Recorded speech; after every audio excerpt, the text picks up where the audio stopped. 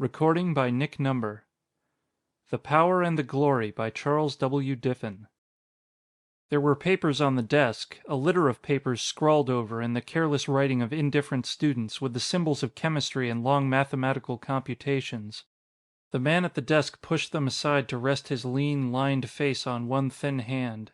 The other arm, ending at the wrist, was on the desk before him. Students of a great university had long since ceased to speculate about the missing hand. The result of an experiment, they knew, a hand that was a mass of lifeless cells, amputated quickly that the living arm might be saved. But that was some several years ago, ancient history to those who came and went through Professor Eddinger's classroom.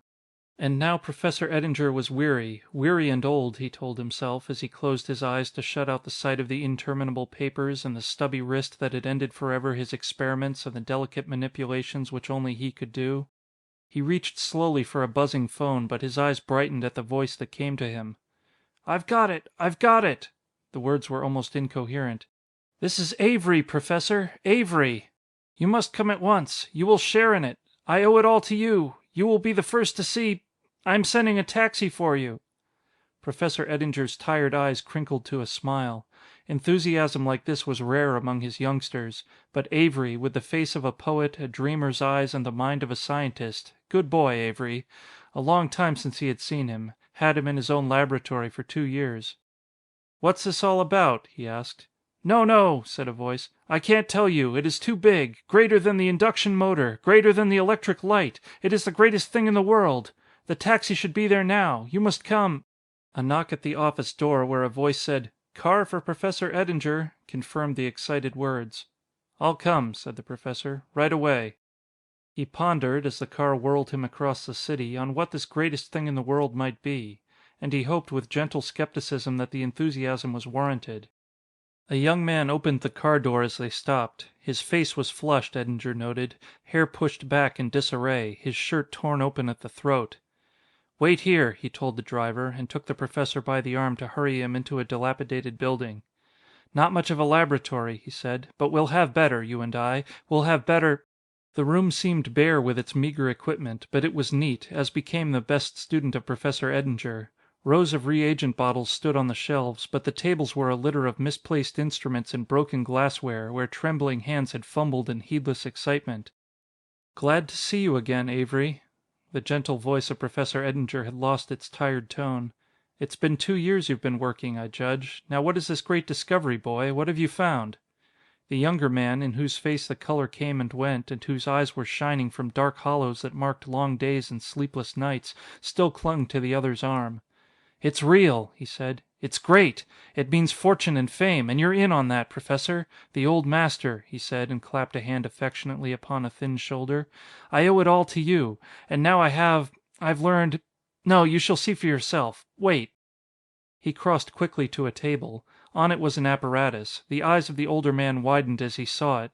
It was intricate, a maze of tubing. There was a glass bulb above, the generator of a cathode ray, obviously, and electromagnets below and on each side. Beneath was a crude sphere of heavy lead, a retort, it might be, and from this there passed 2 massive, insulated cables. The understanding eyes of the professor followed them, one to a terminal on a great insulating block upon the floor, the other to a similarly protected terminal of carbon some feet above it in the air. The trembling fingers of the young man made some few adjustments, then he left the instrument to take his place by an electric switch. "Stand back," he warned, and closed the switch. There was a gentle hissing from within glass tubes, the faint glow of a blue-green light. And that was all, until, with a crash like the ripping crackle of lightning, a white flame arced between the terminals of the heavy cables. It hissed ceaselessly through the air where now the tang of ozone was apparent. The carbon blocks glowed with a brilliant incandescence when the flame ceased with the motion of a hand where Avery pulled a switch. The man's voice was quiet now. "You do not know, yet, what you have seen, but there was a tremendous potential there, an amperage I can't measure with my limited facilities." He waved a deprecating hand about the ill-furnished laboratory. "But you have seen..." His voice trembled and failed at the forming of the words. "The disintegration of the atom," said Professor Eddinger quietly, "and the release of power unlimited. Did you use thorium?" he inquired. The other looked at him in amazement. Then, "I should have known you would understand," he said humbly. "And you know what it means. Again his voice rose. Power without end, to do the work of the world, great vessels driven a lifetime on a mere ounce of matter, a revolution in transportation, in living. He paused. The liberation of mankind, he added, and his voice was reverent. This will do the work of the world. It will make a new heaven and a new earth. Oh, I have dreamed dreams, he exclaimed. I have seen visions, and it has been given to me, to liberate man from the curse of Adam, the sweat of his brow. I can't realize it even yet. I am not worthy. He raised his eyes slowly in the silence to gaze in wondering astonishment at the older man. There was no answering light, no exaltation on the lined face, only sadness in the tired eyes that looked at him and through him as if focused upon something in a dim future, or past. "Don't you see?" asked the wondering man. "The freedom of men, the liberation of a race. No more poverty, no endless, grinding labor." His young eyes, too, were looking into the future, a future of blinding light. "Culture," he said, "instead of heartbreaking toil, a chance to grow mentally, spiritually. It is another world, a new life." And again he asked, "Surely you see?" "I see," said the other. "I see plainly." "The new world," said Avery. It dazzles me. It rings like music in my ears." "I see no new world," was the slow response. The young face was plainly perplexed. "Don't you believe?" he stammered. "After you have seen... I thought you would have the vision, would help me emancipate the world, save it." His voice failed. "Men have a way of crucifying their saviors," said the tired voice. The inventor was suddenly indignant. "You are blind," he said harshly. "It is too big for you, and I would have had you stand beside me in the great work. I shall announce it alone. There will be laboratories, enormous, and factories. My invention will be perfected, simplified, compressed. A generator will be made, thousands of horsepower to do the work of a city, free thousands of men, made so small you can hold it in one hand." The sensitive face was proudly alight, proud and a trifle arrogant. The exaltation of his coming power was strong upon him. "Yes," said Professor Eddinger, "in one hand." And he raised his right arm that he might see where the end of a sleeve was empty. "I'm sorry," said the inventor abruptly. "I didn't mean... But you will excuse me now. There is so much to be done." But the thin figure of Professor Eddinger had crossed to the far table to examine the apparatus there. "Crude," he said beneath his breath. "Crude, but efficient." In the silence a rat had appeared in the distant corner. The professor nodded as he saw it. The animal stopped as the man's eyes came upon it, then sat squirrel-like on one of the shelves as it ate a crumb of food. Some morsel from a hurried lunch of Avery's, the professor reflected. Poor Avery. Yes, there was much to be done. He spoke as much to himself as to the man who was now beside him. "It enters here," he said, and peered downward toward the lead bulb. He placed a finger on the side of the metal. "About here, I should think. Have you a drill? And a bit of quartz?" The inventor's eyes were puzzled, but the assurance of his old instructor claimed obedience. He produced a small drill and a fragment like broken glass, and he started visibly as the one hand worked awkwardly to make a small hole in the side of the lead. But he withdrew his own restraining hand, and he watched in mystified silence while the quartz was fitted to make a tiny window, and the thin figure stooped to sight as if aiming the opening toward a far corner where a brown rat sat upright in earnest munching of a dry crust. The professor drew Avery with him as he retreated noiselessly from the instrument. "Will you close the switch?" he whispered.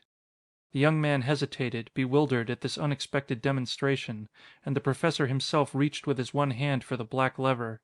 Again the arc crashed into life, to hold for a brief instant until Professor Eddinger opened the switch. "Well?" demanded Avery. "What's all the show? Do you think you are teaching me anything? About my own instrument?" There was hurt pride and jealous resentment in his voice. "See," said Professor Eddinger quietly, and his one thin hand pointed to a far shelf, where, in the shadow, was a huddle of brown fur and a bit of crust. It fell as they watched, and the plop of the soft body upon the floor sounded loud in the silent room. "The law of compensation," said Professor Eddinger. "Two sides to the metal, darkness and light, good and evil, life and death." The young man was stammering. "What do you mean? A death ray evolved?" And, "What of it?" he demanded. "What of it? What's that got to do with it?" "A death ray," the other agreed. "You have dreamed, Avery. One must in order to create. But it is only a dream. You dreamed of life, a fuller life, for the world, but you would have given them, as you have just seen, death." The face of Avery was white as wax. His eyes glared savagely from dark hollows. "A rat?" he protested. "You have killed a rat, and you say... He raised one trembling hand to his lips to hold them from forming the unspeakable words.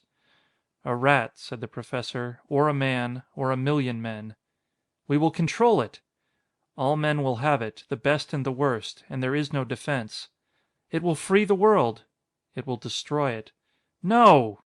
And the white-faced man was shouting now. "You don't understand! You can't see!" The lean figure of the scientist straightened to its full height. His eyes met those of the younger man, silent now before him, but Avery knew the eyes never saw him. They were looking far off, following the wings of thought. In the stillness the man's words came harsh and commanding.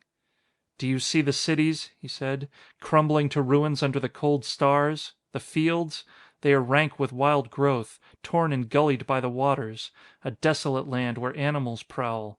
And the people, the people! Wandering bands, lower as the years drag on than the beasts themselves. The children dying, forgotten in the forgotten lands. A people to whom the progress of our civilization is one with the ages past, for whom there is again the slow, toiling road toward the light. And somewhere, perhaps, a conquering race, the most brutal and callous of mankind, rioting in their sense of power and dragging themselves down to oblivion." His gaze came slowly back to the room and the figure of the man still fighting for his dream. "They would not," said Avery hoarsely. "They'd use it for good." "Would they?" asked Professor Eddinger. He spoke simply as one stating simple facts. "I love my fellow men," he said, "and I killed them in thousands in the last war, I and my science, and my poison gas." The figure of Avery slumped suddenly upon a chair. His face was buried in his hands. "And I would have been," he groaned, "the greatest man in the world." "You shall be greater," said the Professor, "though only we shall know it, you and I. You will save the world from itself." The figure, bowed and sunken in the chair, made no move. The man was heedless of the kindly hand upon his shoulder. His voice, when he spoke, was that of one afar off, speaking out of a great loneliness. "You don't understand," he said dully. "You can't." But Professor Eddinger, a cog in the wheels of a great educational machine, glanced at the watch on his wrist. Again his thin shoulders were stooped, his voice tired. "My classes," he said. "I must be going." In the gathering dusk Professor Eddinger locked carefully the door of his office. He crossed beyond his desk and fumbled with his one hand for his keys. There was a cabinet to be opened, and he stared long in the dim light at the object he withdrew. He looked approvingly at the exquisite workmanship of an instrument where a generator of the cathode ray and an intricate maze of tubing surmounted electromagnets and a round lead bulb. There were terminals for attaching heavy cables. It was a beautiful thing. His useless arm moved to bring an imaginary hand before the window of quartz in the lead sphere. "Power," he whispered, and repeated Avery's words. "Power, to build a city or destroy a civilization, and I hold it in one hand." He replaced the apparatus in the safety of its case. "The saviors of mankind," he said, and his tone was harsh and bitter. But a smile, whimsical, kindly, crinkled his tired eyes as he turned to his desk and its usual litter of examination papers. "It is something, Avery," he whispered to that distant man, "to belong in so distinguished a group." End of The Power and the Glory by Charles W. Diffin. Recording by Nick Number.